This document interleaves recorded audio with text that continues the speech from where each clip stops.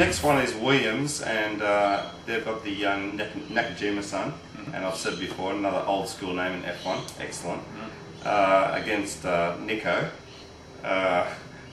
We got Nico getting some more experience in the car, and you know, I tell you, he was highly sought after. You know, there was months of Nico speculation, and you go into McLaren, and yeah, and you know, Frank's kept Nico, and he's got Nakajima's son. So, can I just say, I've been really impressed with Nico Rosberg over the last year and a little bit.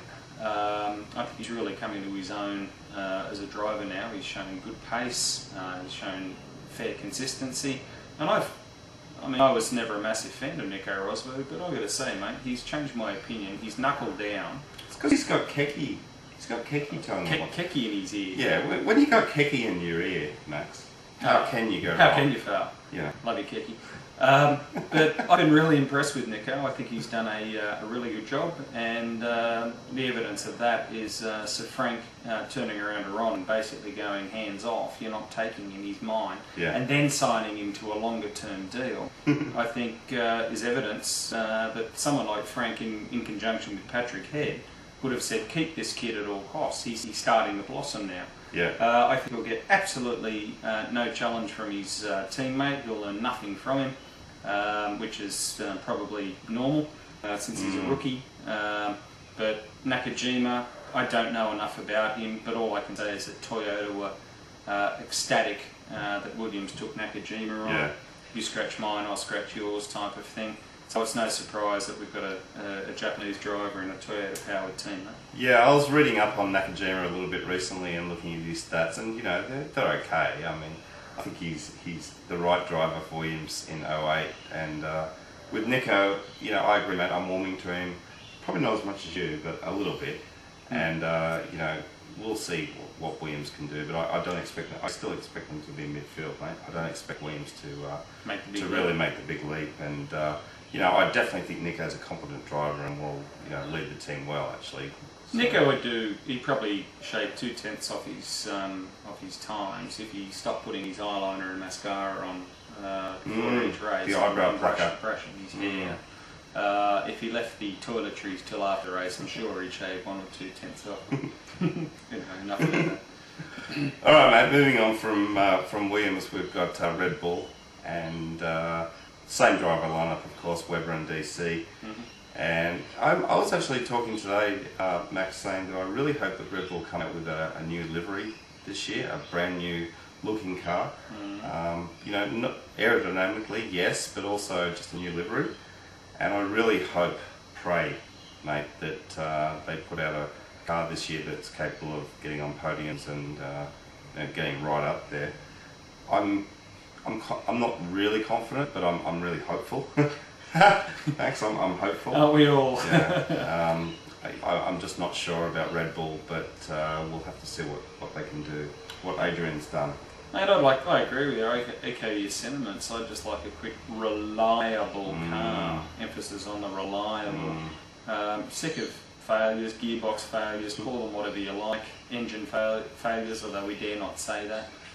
We don't know upset Renault, but whatever you want to call it, they just need a car to get to the finish line. Yeah. I mean, to be in with a chance of points. I mean, it's been Christian Horner has apparently been mooted to say that our failures cost us potentially 24 points in 2007. Both David and Mark had 7 failures each. It's just not good enough at this flight. But it was Adrian Newey's first car. This will be his second car. And it'll also have Jeff Willis, a very able person to have under you, joining the team. So, providing they can get the reliability right, the Renault engine is a quick engine, we know that. Driver lineup stable, nothing flash.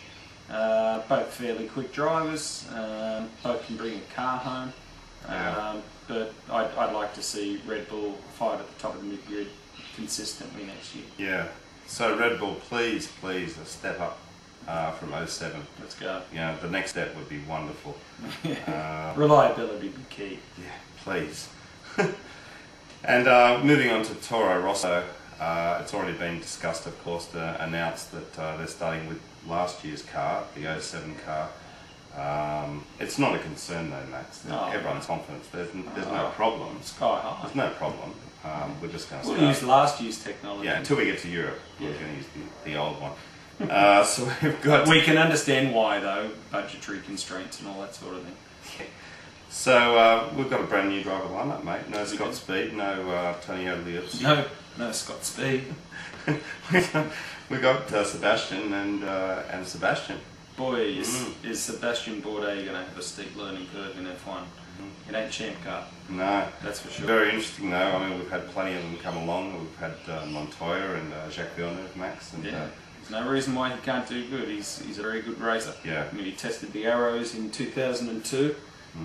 That was his first taste of a Formula One car. About 3 months later, Arrows went under, but that's another story. But I think with his open wheel experience, I'm really looking forward to some consistent race times from Sebastian Bourdais. Yeah. I'm not expecting anything more than that. I mean, he's in a bottom tier car. It's his first season in Formula One, but I think there'll be a couple of circuits where he gets into a good rhythm, and I think he'll do well in it. I agree. I think both Sebastian Vettel and Bourdais will be pretty evenly matched. Actually, I think Vettel's had a bit more F1 experience, but I think Torro Rosso will do pretty much as they did last year.